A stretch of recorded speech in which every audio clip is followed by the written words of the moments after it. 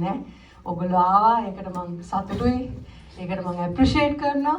ඉතින් මම විශ්වාස කරනවා ගායෂ පෙරේරා ෆිල්ම්ස් අපි වචනයක් දුන්නා. විමල්ල ගෙනාවා. ඇසරත්ත ගෙනාවා.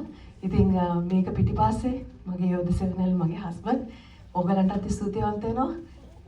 විමලවේ ඇසරතු යාවටත් ස්තුතිවන්ත වෙනවා. ඒත් එකම මගේ මහත්තයාටත් ස්තුතියි. ඒත් එකම මේ ගායෂ පෙරේරා ෆිල්ම්ස් පිටිපස්සේ හිටියා විශාල පිරිසක්.